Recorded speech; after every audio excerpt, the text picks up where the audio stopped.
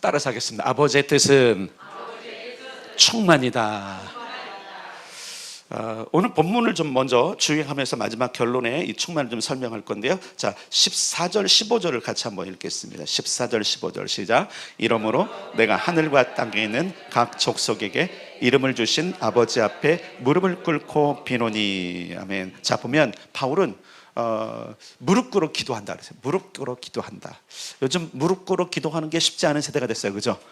요즘은 점점 더 의자가 많아지니까 우리가 어디 음식점이라는 데 가서 이렇게 좀 쭈그리고 앉거나 하면 힘들더라고요. 이렇게 신방을 가도 그러더라고요. 이렇게 세대가 달라진 거예요. 저도 사실 무릎 꿇고 기도하는 게 쉬웠어요. 그러다가 이제 요즘은 기도 의자가 없으면 힘들어요. 근데 이제 기도 의자도 힘들어졌어요. 왜냐면 이게 무릎을 꿇는 일들이 쉽지 않아요. 근데 사실 무릎 꿇는다는 게 쉬운 건 분명히 아는데 간혹은 여러분들이 무릎 꿇기를 바랍니다. 무릎 꿇는 게 뭔지 아시죠? 항복하는 거예요. 하나님께. 제일 쉽지 않은, 어떤 분은 난 무릎 꿇는 게 제일 편하던데요. 계속 꿇으세요. 근데 불편하고 힘들어도 여러분들 무릎 꿇는 것, 여러분 그 레위기 공부하신 분들은 알지만 예배는 편한 겁니까? 불편한 겁니까? 불편한 거예요. 정말 불편한 게 예배예요. 근데 우리는 자꾸 편해지려고 그래요. 편함을 찾다 보니까 뭐가 안 와요? 진짜 우리를 편하게 하는 하나님의 은혜가 안 오는 거예요. 여러분들 불편하더라도 한번 하나님 앞에 헌신해 봅시다. 희생 자체가 불편하고 힘든 거예요. 그래서 무릎 꿇는 거 가끔씩 여러분에게 도전 한번 드려봅니다. 바울이 무릎을 꿇고 기도한대. 근데 누구에게 기도하냐면 따라서 아버지께 기도한다. 자, 근데 그 아버지가 누구신지가 오늘 성경에 기록되어 있는 게 뭐냐면 하늘과 땅에 있는 각 족속에게 무엇을 주신 아버지? 이름을 주신 아버지. 근데 여기 이게 이 부분을 보면서 하늘과 땅에 있는 족속? 여러분 그냥 지나가겠지만 하늘에도 족속이 있어? 자칫 잘못하면 사람들이 뭐야 그러면 저 외계에 있는 거야 이렇게 하시면 안 돼요. 그 얘기를 하는 게 아니에요. 하늘 족속은 이미 잠든 자들이 있어. 믿음 안에. 그죠? 그들을 말하는 거예요. 땅에 있잖아요. 땅에 있잖아요. 그러나 그들도 다 하나님의 권속 가족이 됐어요. 맞습니까? 우리가 이미 2장에서 뭐라 그랬어요? 이는 우리 두로 말미암아 한 성령 안에서 아버지께 나아감을 얻게 한 가족이 됐어요. 그래서 뭐예요? 너희는 외인이 아니다. 뭐라 그랬어요? 성도들과 동일한 시민이다. 권속이다. 가족이다. 그걸 여기서 족속이라는 것은 말 그대로 민족 나뉘어주는 무슨 족이 아니라 여기서는 권속을 이야기하는 거예요. 하늘에 있는 가족들이 있고 땅에 있는 가족. 그렇지. 이미 잠든 성도들이 있고 현존하는 성도들도 있구나. 그럼 보세요.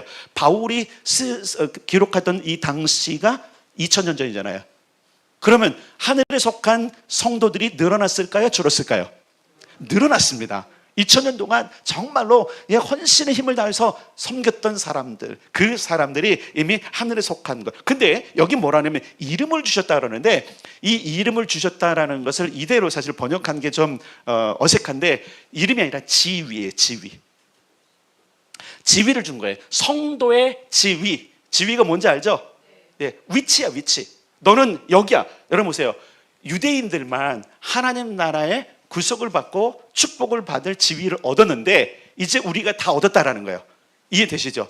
그래서 땅에 있는 족속이나 하늘에 있는 족속에게 하나님은 공평하게 예수를 통해서 하늘을 누릴 수 있는 자격을 주셨다. 이것이 여기 있는 거예요. 그래서 뭐냐면 아버지는 어떤 분이냐면 내가 그 아버지 앞에 무릎을 꿇고 기도하는데 그분은 모든 족속에게 하나님 나라를 누릴 수 있는 자격, 지위를 주셨다라는 거예요. 그런데 여러분 아시잖아요. 지위에 따라서 누리는 게 다른 거. 이 지위라는 단어는 어떤 자격이지만 그 자격에는 급이 있어요. 항상 말씀드리지만 상은 급이 있는 겁니다. 이해되세요? 요즘 사람들이 뭐냐면 상을 똑같이 달라 그래. 상은 똑같이 주면 안 돼요. 이게 지금 그리스도인의 생각, 지금 신앙인도 똑같은 생각을 하는 거예요. 똑같은 상을 달라고. 그게 어떤 비유인지 아세요, 여러분? 포도원 품꾼의 비유예요. 그걸 생각해야 돼요. 아침에 온 자도 한 달란트, 저녁에 온 자도 한 달란트. 근데 이들의 생각이 뭐냐면 내가 아침부터 왔으면 난 급을 달려야 돼. 이 생각을 하고 줬던 거예요. 근데 예수님이 뭐라죠? 똑같이 줬어요. 이건 무슨 비유일까요? 하나님 나라는 먼저 된 자나 늦게 된 자나 똑같다, 지위를. 그렇죠? 그러니까 요거 때문에 사람들이 뭐라 하냐면, 그러니까 상급도 똑같아야 돼. 아니야, 상급은 다릅니다. 여러분들이 이 땅에서 수고한 것 한번 생각해. 나는 순교하기까지 고통을 참으면서 정말은 그렇게 예수님 섬겼는데 하늘에 갔더니 겨우 구원받은 사람은 똑같이 대함받는다. 불공평한 거예요, 여러분. 하나님 공평의 하나님이십니다. 그러니까 여러분, 나중에 주님 나라 갈 때 불평할 게 없어, 사실은요. 왜? 내가 한 대로 받으니까. 여러분, 예수님께서 약속하신 게 있죠. 계시록을 통해서 내가 너에게 줄 상이 있어 각 사람에게 그가 행한 대로 갚아주리라. 그 여러분 행위를 잘 하셔야 돼요, 여러분. 내가 믿는 거, 여러분 어떤 때 억울하잖아, 어떤 때 힘들잖아. 근데 그걸 이겨내야 돼요. 상급이 달라요, 상급이. 그렇잖아요. 아무 상급이 10시간 일한 사람하고 12시간 일한 사람하고 똑같이 주는 제도가 다른, 그러니까 힘드니까 뭐 그래서요, 특별수당을 달라. 그렇죠? 무슨 수당 달라요? 근속 수당도 있고 뭡니까? 추가 수당을 달라. 그래서 여러분 그 밤에 일하면 더 받으시죠? 맞습니까? 그 제도가 어디에 있는 거예요? 하나님 나라에 있어요, 여러분. 다 있는 거예요. 온전한 제도를 자꾸 찾아내서 이 땅에 적용하는 게 사람들의 지혜에 있는 거예요. 그래서 보면 이 땅에 선한 영향을 끼치는 사람들은 하늘의 지혜를 가지고 하는 거예요. 자, 여기 보세요. 지금 바울이 이렇게 해요. 하나님 아버지 앞에 무릎을 꿇고 비는데 모든 사람에게 지위를 주셨어. 누가 주신다는 지위를? 하나님이 주세요. 근데 어떻게 지위를 주시는 거예요? 그분 마음대로 주시는 게 아니에요, 여러분. 그가 행한 대로 주시는 거예요. 그러니까 여러분, 우리가 예배든 무엇이든 최선을 다해야 되는 거예요. 세상의 종교는 그 신과 전혀 관계없이 자기가 열심히 노력을 해. 한번 이건 조금 배워야 돼요, 여러분. 우리가 자기가 한 만큼 온다는 걸 여러분 한번 미신한 사람. 그래서 여러분 정원수 떠놓고 막 10시간 20시간 하는 거예요. 막 돌을 닦는 거예요. 그런데 여러분 아세요? 그들은 그렇게 해도 못 얼어요. 근데 우리는 하나님께서 보장해 주셨어요. 뭘 주셨다고요? 지위를 주셨대요. 자격을 주셨대요. 그러니까 여러분 10시간 기도한 사람, 100시간 기도한 사람 다른 겁니다. 20년 믿은 사람, 10년 믿은 사람 다른 겁니다, 여러분. 이런 게 있어요. 먼저 된 자 나중되고, 나중된 자 먼저 된다는 것 때문에 아싸 내가 열심히 해봐 먼저, 이것도 가능하긴 하지만, 물론 역전도 가능하지만 하나님 보편적으로 20년 30년을 견뎌온 사람 한번 생각해보세요. 20년 30년 믿으면서 한번 생각해보세요. 지금까지 오면서 얼마나 많은 흔들림이 있었을까요? 얼마나 많은 갈등이 있었어요? 얼마나 많은 유혹이 있었어요? 그렇죠? 교회도 떠나고 싶고 다 싫고 하기 싫었던 그 순간들을 다 극복한 믿음의 전사들. 성경에는 히브리서는 정확하게 이야기했어요. 그들의 지위가 다르다. 그래서 말씀드렸잖아요. 장자의 총회가 있다, 마다들의 총회가 있다. 이건 뭐예요? 왕 노릇할 계급이 있다는 얘기예요. 이 지위를 주신 하나님께 무릎을 꿇고 비면서 뭐냐면 16, 17, 18, 19절. 그리고 19절에 충만하게 하십시오라고 하는 단어가 나오는 거예요. 자, 그 다음에 16절로 가겠습니다. 16절 시작. 풍성함을 따라 그의 성령으로 말미암아 너희 속사람을 능력으로 강건하게 하시오며. 아멘. 자, 여기 보면 뭐냐면 속사람을 강건하게 하는 것. 외유내강 들어보셨어요? 요걸 말하는 거. 속사람을 강건케 하는 것. 사실 많이 넘어지는 이유는 속사람, 우리 영이 빈약해서 그런 거예요. 그래서 계속적으로 말씀드리죠. 연단받고 훈련받고 계속적으로 공급받으면 강해진다고. 어쩔 수 없어요, 여러분. 안 먹으면 비실비실해요. 어쩔 수 없어요. 잘 먹읍시다. 영의 양식의 말씀을 계속적으로, 여러분 그래서 레시피를 드렸잖아요. 이미 레시피. 뭐 캠페인에 안 오신 분들은 어쩔 수 없어요. 레시피를 드렸잖아요. 한 번 더 설명 드렸어요. 뭐 들어라, 읽어라, 암송해라, 묵상해라. 그 다음에 뭐였어요? 연구해라, 공부해라. 이 5가지를 통해서 내 영적인 사람들, 아니 뭐 성경 공부한다고 뭐 삶의 변화가 있는 것도 아니고, 성경 공부한다고 무슨 자격증을 얻는 것도 아니고, 성경 공부한다고 뭐 대학을 가는 것도 아니에요. 아닌데 무엇이 강해지면 속 사람이 강해져요. 적어도 우리가 할 수 있는 것. 자, 여기는 보면 그 속 사람을 강하게 하는 것이 내 편이 아니라 하나님 편에서 속 사람을 강하게 하는 게 있어요. 이게 뭐냐면 그의 영광의 풍성함을 따라 성령으로 자, 그럼 두 가지네. 아, 속사람이 강하게 되는 게 두 가지구나. 첫째는 내가 스스로 나를 강하게 하셔야 한다. 알겠습니까? 뭘 통해서? 말씀을 통해서. 따라합시다. 말씀을 통해 속사람을 강하게 하자. 그러니까 속사람이 강하면요, 말 그대로 바깥에서 어떤 혼란이 오고 어떤 유혹이 와도 충분히 이겨내는 거예요. 속사람이 연약하니까 어떻게 되는 거예요? 이단에게 쫓겨가고, 그죠? 주변 사람의 말에 속속속, 그게 속사람을 하니까 그때 넘어지고 자빠지고 멈칫하고. 왜? 연약해서 그런 거예요. 여러분, 속사람이 강해지기를 축복합니다. 첫 번째는 그러므로 여러분 우리가 말씀으로 강하게 합시다. 두 번째는 뭐냐면 일단은 성령으로 강하게 하옵소서. 그러면 성령이 임하시면 강해져요. 저도 경험해봤어요. 어느 날 성령이 임했더니 두려울 게 없는 거예요. 하나도 없는 거예요. 제가 굉장히 연약한 사람이라고 말씀을 드렸는데 안 믿어요, 다들. 정말로 그 뭐랄까요? 이렇게 좀 이렇게 쪼그라들었던 인생을 살았던 사람이에요. 진짜로. 그 상처들이 있어요. 그 상처들이 있고 그런 상황에서 여러분 보세요. 한번 잘 보세요. 여러분들이 형제들 가운데 위로 누님 두 분이야. 내가 남자처럼 사내처럼 놀았을까요? 여자아이처럼 놀았을까요? 아시겠죠, 그죠? 누나들하고 놀으니까 매일 소꿉장난하고 동생이 태어난 뒤에 자라나고 나서 이제 좀 하기는 좀 놀긴 했지만, 그런데 그런 여러 가지 상처로 인해서 연약했을 때에 성령이 나를 강하게 하는 걸 경험했어요. 그래서 우리가 기도해야 돼요. 성령으로 나를 강하게 하시옵소서. 속 사람을 강건케 하시옵소서. 오늘 지금 성경이 바울이 그러니까 하나님, 내가 기도합니다. 그 하나님 아버지의 영광의 풍성함을 따라 성령으로 말미암아 우리 속사람, 여기 지금 뭐예요? 에베소 교인들의 속사람을 능력으로 강건하게 하십시오. 제가 기도하는 영역 가운데도 하나가 이거예요. 우리 성도들의 속사람이 참 어떤 데는 죄송해요, 속 터질 때가 있어요. 저거에 넘어가나. 지금 아리올교회 짬밥이 19년인데 초창기에는 제가 이렇게 기도했다 그러잖아요. 하나님, 이런 사람 가지고 어떻게 뭘 할까요? 봤더니 다 막내. 외동. 이제 막내 영성도 외동 영성 버리셨죠? 근데 아직도 갖고 있더라고요. 그게 연약함이에요. 연약함을 버립시다. 연약함 버려야 돼요. 그래서 오늘 지금 바울은 성령의 능력으로, 그 풍성한 영광으로 강건케 하옵소서. 자, 그분이 하시는 일이지만 우리도 스스로 내가 강해져야지. 이 정도에 넘어지면 안 되지. 여러분, 사단은요, 우리의 연약함을 알아요. 약함을 알아. 자꾸 쳐요. 그걸 쳐요. 골다공증 환자들, 조심해야 되는 거 아시죠? 조금만 해도 부러져요. 그러니까 이 속사람이 얼마나 연약하니까 넘어지겠습니까? 그러니까 넘어지는 원인은 외부에 있지 않아요. 사실은 누구에게 있는 거예요? 내 내부에 있는 거예요. 외부에 가서 엄청난 비바람을 물어줘도 여러분, 견고하면 안 무너져요. 그래서 기초를 튼튼히 하는 거 아시죠? 그 기초를 튼튼히 하는 게 말씀이에요. 아멘. 말씀으로 무장합시다. 무장합시다. 그래서 우리 에베소 6장 나중에 여러분, 영적 갑옷을 입고 무기를 할 때 굉장히 강조하는 게 뭐예요? 성령의 검, 곧 말씀을 가져라 그랬어요. 아멘.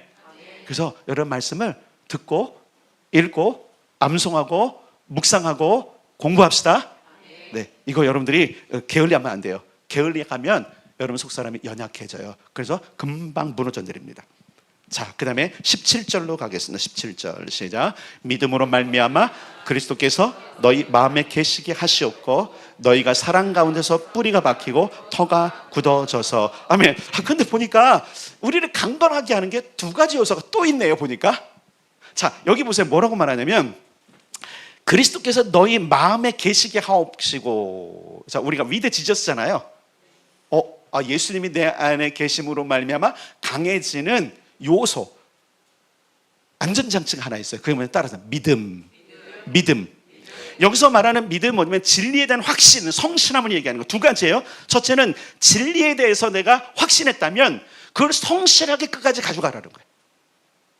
어떤 사람 긴가민가 늘 하는 거예요. 긴가민가. 그 긴가민가도 왜 그러냐면요, 우리가 말씀 너무 몰라서 그런 거예요. 말씀 너무 몰라요. 다시 한번 강조를, 말씀을 읽읍시다. 일단은 읽읍시다. 들읍시다. 너무 몰라요. 세상에 그리스도를 전해야 되고 사람들에게 그리스도를 말해야 되고 사단이 올 때도 당당히 맞설 수 있는 것이 말씀인데 너무 모르는 거예요. 예수님이 사역을 시작할 때 광야에서 시험을 받으셨잖아요. 그때 물리쳤던 견고함이 뭐였죠? 믿음의 근거가 뭐였죠? 말씀이었어요. 말씀. 따라합시다. 믿음은 들음에서 나며 들음은 그리스도의 말씀으로 말미암는다. 오직 의인은 믿음으로 말미암아 살리라. 아멘. 그게 뭐예요? 말씀 안에, 견고한 말씀 안에. 여기 보세요. 뭐라 그랬어요? 믿음으로 말미암아 그리스도가 너희 마음에 계시게 하옵고. 그러니까 내가 믿음이 어떤 믿음이면 예수님이에요. 오직 예수. 아멘. 그게 우리의 모든 삶을 견고하게 하는 거예요. 여러분 사실 생각해요. 우리는 넘어져서 멸망할 존재들이 아닌 거 아시죠? 다시 일어나야 되죠? 그렇게 일어나게 하는 힘이 뭐니? 사실 말씀이에요. 우리는 예수님 성령의 역사가 맞는데 말씀으로 지으시고 말씀으로 계셨던 그 하나님의 비밀은 말씀을 통한 믿음 안에서 나오는 거예요. 말씀을 여러분 많이 아셔야 돼요. 자꾸 들으셔야 돼요. 자꾸 묵상하셔야 돼요. 암송하셔야 돼요. 그래서 우리가 그 다음에 보세요. 너희가 사랑 가운데서 뿌리가 박히고 터가 굳어져서 와 견고해지는 보세요. 뿌리가 박히고 터가 굳어졌대. 그런 나무는요 큰 비바람이 와도요 꺾이지 않아요. 무너지지 않아요. 아십니까? 그런데 여기 그 비결이 뭐라서 따라서 사랑. 예, 그 사랑에 대해서는요 18절 19절에 왔기 때문에. 근데 중요한 건 뭐냐면 사랑 가운데서 뿌리가 박히고 터가. 근데 이 사랑이요 세상이 말하는 사랑이 아니에요. 어떤 사랑일 것 같아요? 자, 18절에 나와 있습니다. 시작. 18절. 능히 모든 성도와 함께 지식에 넘치는 그리스도의 사랑을 알고. 누구의 사랑을 알아요? 그리스도의 사랑. 그리스도의 사랑이 뭐예요? 어떤 사랑이에요? 우리 아까 인사한 거예요. 어제 죽었으면, 어제 회개도 안 했고, 어제 분명히 모진 말을 했을 것이고, 어제 상처도 입었을 것이고, 미워됐을 것이고, 그렇죠? 신앙의 양심상 하지 말아야 될 것도 했을 것이고, 그렇죠? 그 가운데 죽어서 눈을 뜨지 못했더라면, 근데 예수께서 이 모든 것을 덮으시고 해결하기 위해서 죽어주신 사랑이잖아요. 그리고 다시 살리신 사랑이잖아요. 자, 다시 보세요. 그래서 여러분, 우리가 매일 아침 눈을 뜰 때마다 그래서 감사해야 되고 기뻐해야 되는 거예요. 이 삶이 가능하면요 그 사람은 변화가 돼요. 바울이 나는 날마다 죽노라고 한 표현들이 굉장히 중요한 거예요. 왜? 그 날마다 죽음으로 인하여서 매일 다시 태어나거든요. 근데 그것은 하나님 아버지 안에 있는 그리스도의 사랑 때문에 그런 거예요. 그 사랑으로 그가 살아났고 그것으로 그는 날마다 기쁨을 누리는 거예요. 그래서 항상 기뻐하라. 바울은 이상한 말을 해요. 아니 우리 삶의 환경이 안 그런데 어떻게 항상 기뻐하냐고. 근데 바울은 기뻐할 수 있어요. 왜? 날마다 죽고 날마다 사는 사람, 그분과 함께 죽고 그분과 함께 부활한 이 삶이 가능하기 때문에 그런 거예요. 여러분 우리도 날마다 기뻐할 수 있습니다. 그리고 기쁨의 근원을 찾아야 됩니다. 그것이 뭐냐면 그리스도의 사랑이라는 거예요. 오늘 본문은 이 모든 것에 대해서 이렇게 19절에 말하고 있습니다. 그 너비와 길이와 높이와 깊이가 어떠함을 깨달아라. 우리가 이 사랑을 묵상하잖아요. 하나님의 사랑이 얼마나 큰지를 그냥 그 사랑하시다는데 한번 고민 안 해보는 거예요. 얼마나 큰지. 요 네 단어 너비, 길이, 높이, 깊이를 원어를 찾아서 보니까 이런 거예요. 범위. 하나님이 우리를 사랑하시는 아들로만을 사는 그 범위가 얼마나 큰지를 보라는 거예요. 범위는 하는 거예요. 그 다음에 크기, 규모에 그냥 밑에 깔려느냐 아니면 엄청난 규모냐. 여러분 가끔씩은 하나님이 엄청난 사랑을 경험해야 됩니다. 도저히 내가 감당할 수 없는 사랑이 있습니다. 깨달으래. 높이는 권위에 권위, 그 사랑의 힘을 말하는 거예요. 깊이는 사랑의 신비를 이야기하는 거예요. 세상이 줄 수 없는 이 땅에 어떤 남녀 간의 사랑, 로미오와 줄리엣의 사랑보다도 더 신비한 사랑이 그리스도 예수 안에 있는 사랑이에요. 감히 세상에서 쓰는 러브스토리를 쓰는 어떤 소설, 명작, 베스트셀러가 되는 어떤 소설책보다, 러브스토리 소설책보다 더 신비한 사랑이 우리를 향한 그리스도의 사랑이세요. 바울은 뭐라면 이걸 너희들이 깨닫기를 원한다. 이걸 못 깨달으니까 뭐 하는 거예요? 사랑의 결핍이 있는 거예요. 여러분, 우리의 사랑은요, 우리의 충만함은요, 그리스도로 말미암아야 돼요. 이 결핍이 있으니까 다른 데서 찾으려고 하는 거예요. 이 결핍이 있으니까 다른 데서 욕구를 청구하는 거예요. 돈을 쫓아가고, 게임을 쫓아가고, 그죠? 마약을 쫓아가고, 성중독에 빠지고, 다른 사람에게 만족하려고 하는 이런 것들은 왜 그러냐면 결핍이에요. 사랑의 결핍. 하나님은 충만한 사랑을 우리에게 주십니다. 그 사랑을 경험하길 바랍니다. 바울은 그런 거예요. 에베소 교회 너희들아, 이걸 깨달아라. 이걸 깨달아라. 하나님 깨닫게 해주십시오. 기도잖아. 무릎 꿇고 기도하기를 깨닫기를 원한다. 여러분, 우리가 정말 하나님 아버지의 사랑, 예수로 말미암은 그 사랑을 한번 경험하셔야 돼요. 제대로. 그럼 인생이 바뀌어요. 왜 내 인생이 자꾸 안 바뀌느냐? 왜 그렇게 자꾸 견고하지 않고 무너지느냐? 바로 우리의 믿음이, 우리의 모든 삶이 예수 그리스도의 사랑에 기반을 두지 않았기 때문에 그러는 거예요. 아까 뭐라 그랬어요? 사랑으로, 사랑 가운데서 뿌리가 박히고 터가 굳어져서. 그래서 뭐라고 말하냐면 능히 모든 성도에게 지식에 넘치는 그리스도의, 지식에 넘치는 그리스도의 사랑. 여기 지식에 넘치는 그리스도의 사랑은 이 땅에 있는 모든 사랑에 대한 지식을 초월하는 엄청난 사랑. 저는 이렇게 생각해요. 살아생전에 한번 예수 그리스도의 이 사랑을 한 번도 경험 못했다? 저는 불행하다고 저는 여겨져요. 계속 불행한 거예요. 신앙생활은 교회 와도 행복하지 않은 거예요. 불행한 거예요. 계속 불행한 거예요. 예배를 드리고 가도 나는 마음 한국에서 불행해. 무엇을 해도 하고 나면은 공허해. 특히 여러분, 우리가 뭔가를 열심히 하고 난 뒤에 공허하잖아, 그죠? 그 이유가 뭐예요? 내 열심으로 한 거예요. 내 열심. 만약에 우리가 그리스도를 위해서 그 일을 하고 그리스도의 최선을 다했다면 우리 안에 그리스도가 남았을 것입니다. 그럼 공허하지 않아요. 불행하지 않아요. 남이 안 알아줘도 괜찮아요. 왜? 나는 예수로 충만하니까. 그분의 사랑이 나한테 충만하니까.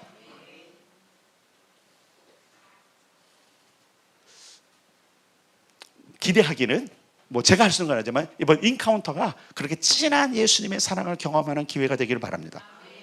그건 성령님이 하실래요. 성령님이 하실래요. 나를 여러분들 이끌어갈 거예요. 그 가운데로 이끌어갈 거예요. 다만 만나야 돼. 예수님 정말 엔카운터 하셔야 돼요. 그분의 사랑의 너비와 길이와 높이와 깊이가 어떠한지. 자, 깨달음은요 어쩔 수 없어요. 경험해야 돼요. 드디어 아는 거예요. 처음에 몰라서 그런데 경험해 보니까 야, 이게 이었구나. 재미있는 일화가 있잖아요. 알파코스에 된 일화가 유영무 목사님 한소망교회에서 있던 일인데 그분이 이런 얘기를 해요. 어느 날 목사님이 그 알파코스인가 하여튼 뭔지 모르지만 주방을 이렇게 간다 보니까 어떤 사람이 막 그렇게 설거지를 하면서 나쁜 놈들 막 이러더래. 그래서 막 교회를 욕하는 줄 알고 그래서 물어봤대요. 아니 그렇게 하면서 욕을 하시냐 그랬더니 목사님 욕하는 게 아니라 이 좋은 걸 지들끼리 그동안 했다고. 이 좋은 예수님을 그동안 전하지 않았다고. 나쁜 것들 했대 자기가. 여러분에게 질문합니다. 예수님이 우리 안에 있습니까? 여러분 안에 있습니까? 그 사랑이 있습니까? 우리는 끊임없이 질문해요. 끊임없이 질문해요. 어느 교회보다도 열정을 다해서 키웠어요. 디모데에게 맡기기 전까지 1년 6개월 동안 혼신의 힘을 다해서 그들을 양육하고 성령의 충만을 누리게. 그래서 너희들이 믿을 때 성령을 받았느냐 할 때 모른다. 그래서 성령 세례도 주잖아요. 후에 그가 교회를 떠난 뒤에 소식을 들었을 거 아닙니까? 서신을 통해서 디모데가 쓰는 서신을 통해서. 그러면서 그가 이 편지를 쓰는 거예요. 에베소에 있는 교회들아, 다른 어떤 것보다 중요한 게 있다. 이 사랑을 너희들이 깨닫기를 원한다. 예수님을 만나야 됩니다. 우리가 예수님을 만나지 못했으니까 예수님은 그냥 근처에, 우리가 예수님 근처에 있는데 어슬렁거리는 건 아닌가요 혹시? 엉뚱한 걸 찾고 있는 건 아닌가요? 예수님의 다른 곳에서 만족을 구하는 것 아닙니까? 예수님의 다른 곳에서 여러분의 니드, 여러분의 충족, 여러분 결핍을 지금 해결하려고 하는 건 아닙니까? 우리 좀 곰곰이 생각해 봐야 될 문제인 거예요.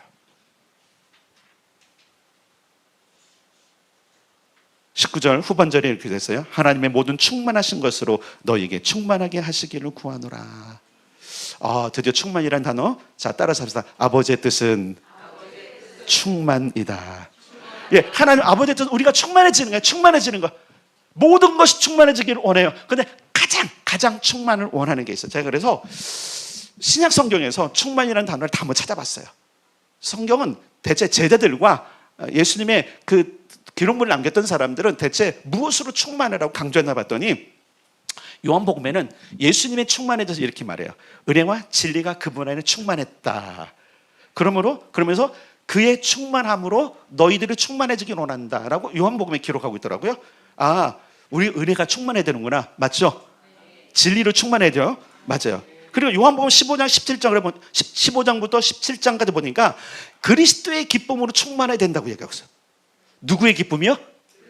자, 이거 되게 중요해요. 사랑도 내 사랑이 아니고요. 기쁨도 내 것이 아니고요. 그리스도의 사랑과 그리스도의 기쁨, 그리스도의 은혜, 그리스도의 능력으로 진리로 충만하라. 자, 그럼 답이 나왔잖아요. 내가 원하고 생각하는 것 말고 그리스도께서 제시해 주는 충만을 받으라는 겁니다. 사도행전을 보니까 성령으로 충만함에 대한 단어가 제일 많이 나와요. 그리고 사도행전을 보니까 은혜와 권능과 기쁨으로 충만했다. 사도들이 하는 거 보니까 그들은 억지로 하지 않았다는 거예요. 사람을 섬기든 사역을 하든 그들에게 기쁨이 넘쳤다라는 거예요. 그 원인이 뭘까? 예수님이에요. 자기 만족이 아니었어요. 이번에 했더니 뭔가 열매가 났어. 이게 아니었어요. 거기에 예수님이 함께 하는 것 때문에 기뻐한 거예요. 우리와 관점이 틀린 거예요. 나는 내가 뭔가를 잘해서 내 손이 가고 내 노력이 간 것 때문에 잘 이루어지면 기쁜데 이런 사람이 있어요. 내가 안 하면 안 기뻐. 중요한 게 있어요, 여러분요. 내가 아무리 열심히 해도 주님이 함께하지 않으면 그것은 꽝인 거 아세요? 하나님 인정 안 하세요. 네가 누구 이름으로 했니 그거? 네가 누린 기쁨이 누구 때문에 그런 것이니? 물어보세요, 그분이요. 로마서에 보니까 기쁨과 평강에 충만한 것에 대해서 굉장히 강조하고 있고요. 그리스도의 복으로 충만한 것을 강조하고 있어요. 골로새서나 요한일서 보니까 그 기쁨으로 충만. 그래서 보니까 성경은 하나님이 우리에게 주시고자 하는 충만의 키포인트를 봤더니 기쁨이었어요. 예수 그리스도로 충만하다. 그것이 무엇과 관계냐면 기쁨과 관계 있더라는 거예요. 왜 우리의 삶에 기쁨이 없습니까? 왜 우리 얼굴에 웃음이 사라졌습니까? 왜 여전히 여러분 우리가 불평이고 불만이 있습니까? 기쁨이 없는 거잖아요.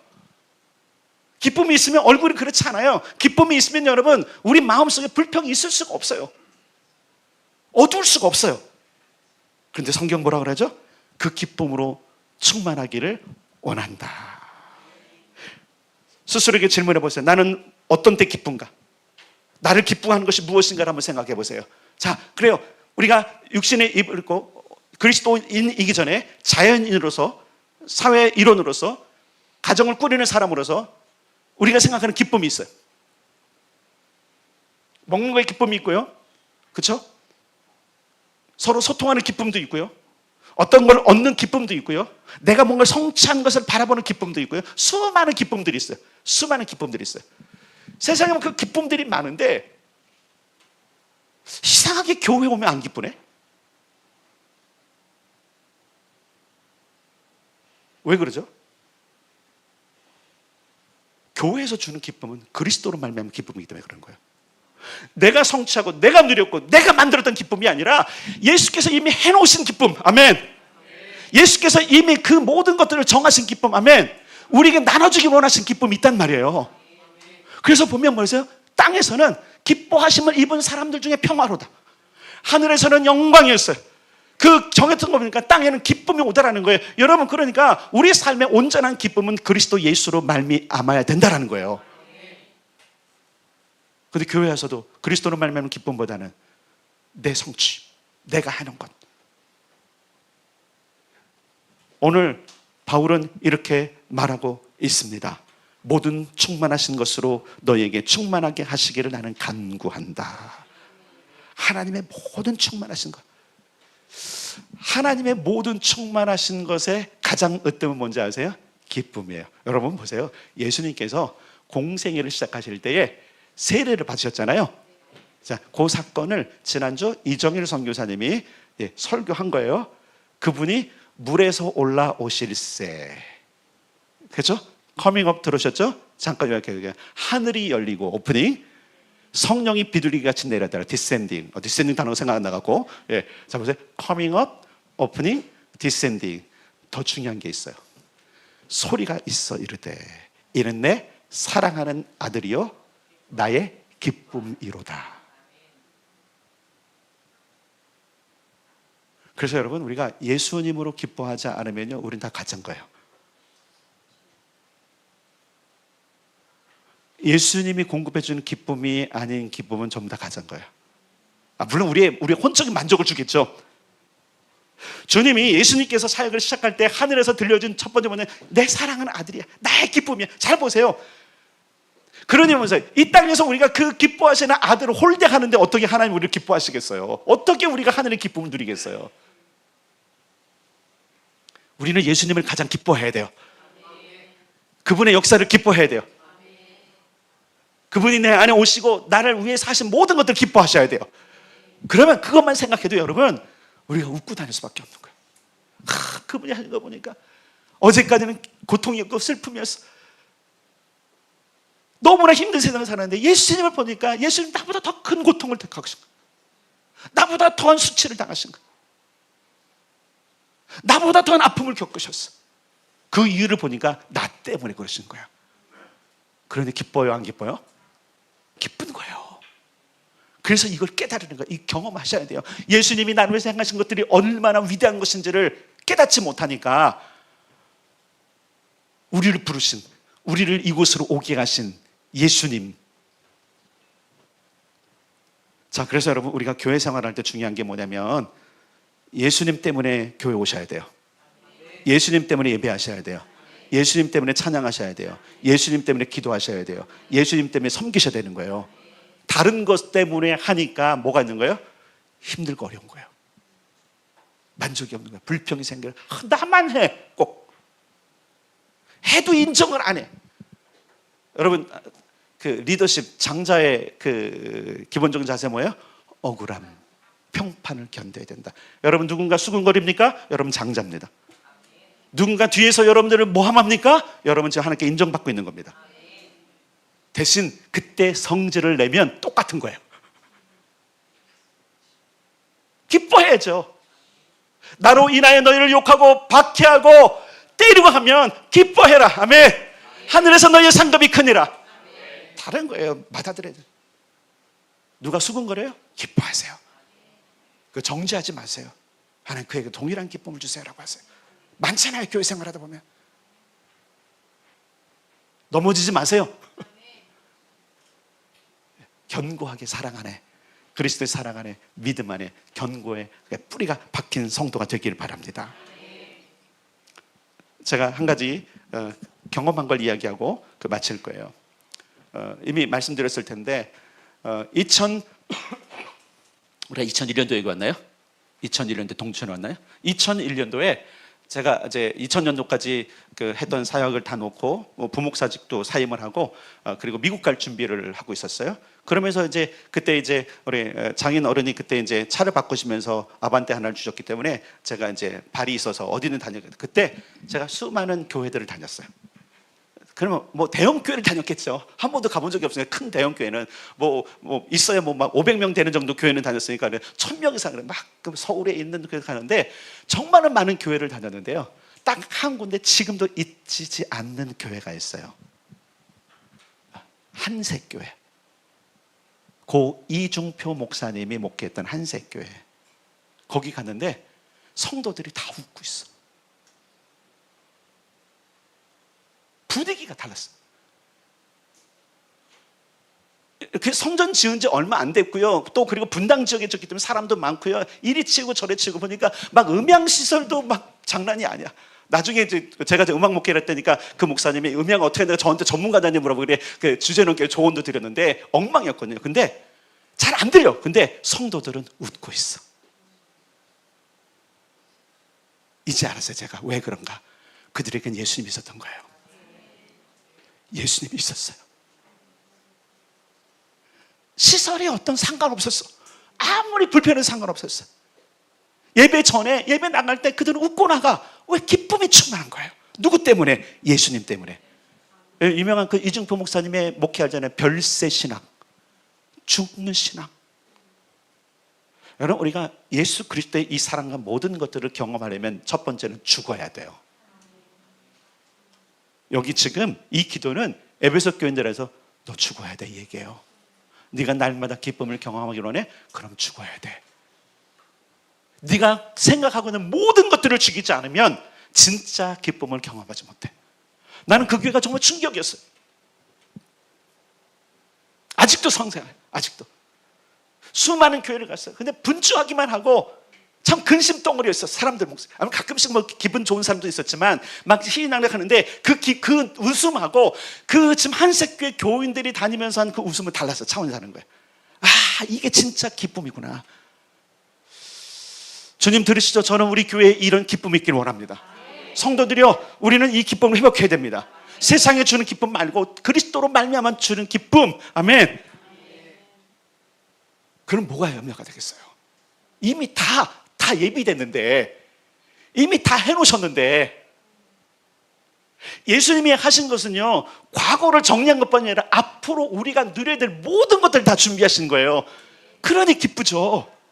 어제는 월세 때문에 고민을 했어. 너무나 힘들어서. 그런데 오늘 일어나 봤더니 주님이 다 예비하신 것이 보이네. 월세 없다고 죽나요? 빚 졌다고 죽나요? 스스로 죽는 거죠. 한번 잘 생각해 보세요. 월세가 나를 죽이는 게 아닙니다. 스스로 죽는 겁니다. 빚이 나를 죽이는 게 아니라 스스로 죽는 겁니다. 맞습니까? 근데 누가 살죠? 누가 그런 말도 기뻐하죠? 예수님.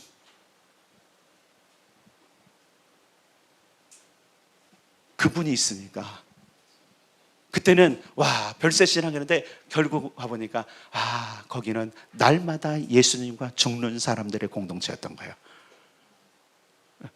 죽었는데 다 죽였는데 남은 건 뭐예요? 부활만 남았잖아요. 맞잖아요. 그 성도들은 다 죽어서 그러니까 그들은 부활의 기쁨과 기대만 남은 거예요. 그래서 여러분 한번 생각해 보세요. 우리가 교회 올 때 죽으러 오셔야 돼요. 그럼 부활해 나가는 거예요. 그러니까 제가 보기에 상상을 해봤어. 그 성도들은 알았나 보다. 고통과 근심이 얼마나 있었겠습니까? 여러분 하면 그 전날 부도난 사람도 있을 것이고요. 지금 당장 막 앰뷸런스에 실려갖고 지금 중환시에 간 그런 가족도 있을 것이고요.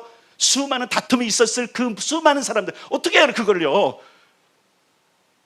전부 다 그냥 그 전날 좋은 일만 있어서 왔을까요? 여기도 지금 여러분 한 50명밖에 안 되는데 어제 불편한 사람들, 힘들었던 사람들 다 그거 가져오지 않았나요? 근데 그들은 어떻게 표정이 그럴까? 그래서 이렇게 생각을 했어요. 죽으러 왔구나. 죽으러 오면 뭐가 된 거예요? 그 근심들 다 놓고 가는 거잖아요. 그죠? 근데 그들은 어떤 마음을 쓸까요? 주님이 나 해결하신다. 여러분 우리가 이 신앙이 없는 거예요. 주님이 다 해결하신다. 주님이 다 해결하신다. 주님이 다 해결하셨다. 사실은 해결하신 거죠. 그죠? 하셨죠. 그리고 그분에게는 계획이 있으시다. 이게 복음인 거예요, 여러분. 내게 계획이 있는 게 아니라 내가 생각하면 너무 근심덩어리인데 내가 주님 앞에 나올 때 나를 죽임으로 말미암아 그 문제는 누구 것이 되는 거예요? 그렇잖아요, 여러분. 내가 죽어버리면 그 문제는 그 다음 그와 가장 가까운 사람들의 것이 되잖아요. 맞습니까? 제발 부탁드리는데 빚졌다고 죽지 마세요, 여러분. 그러니까 요즘은 사람들은 끔찍하게 가족들을 다 죽여버려. 따라서 합시다. 주님이 해결자시다. 주님께는 방법이 있다. 그러니 기쁜 거죠.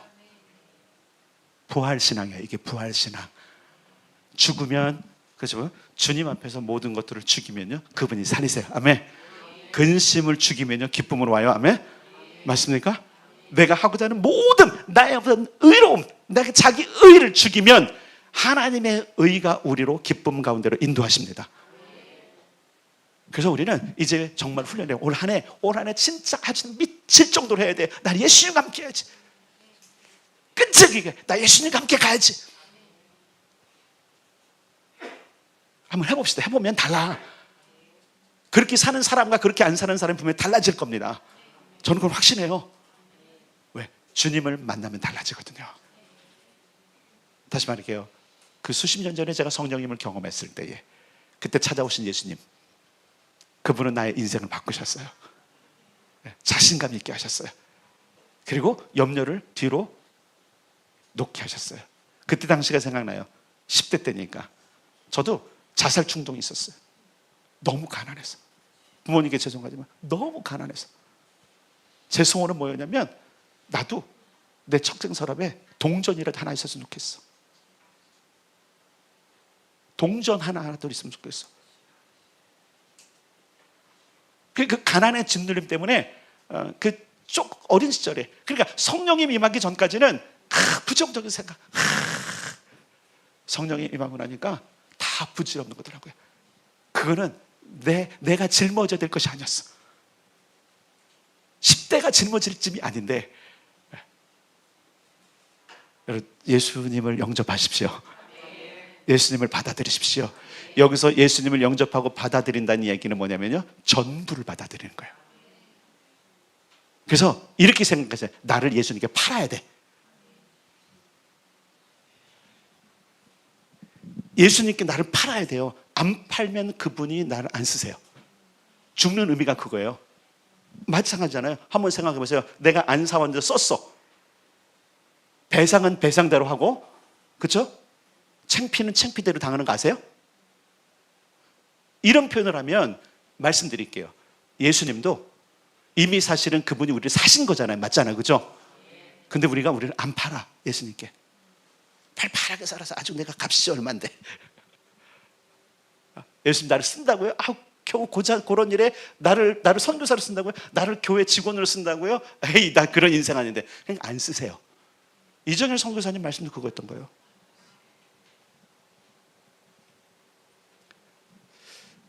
에베소 교회가 위대하게 써였던 이유가 뭐냐면 충만이에요. 충만. 누구로 충만? 예수로 충만. 중요하세요. 그분이 충만케 되면 우리에게 무엇이 충만하면 따라서 합니다. 기쁨이 충만하더라. 그래서 사도행전을 다시 한번 그들이 얼마나 기쁘게 하는지. 매를 맞아도 기쁘고 감옥에 갇혀도 기쁘고. 바울이 그러잖아요. 얼마나 많은 그 고통 속에 있는데 그는 항상 기뻐하더라. 원인이 뭐예요?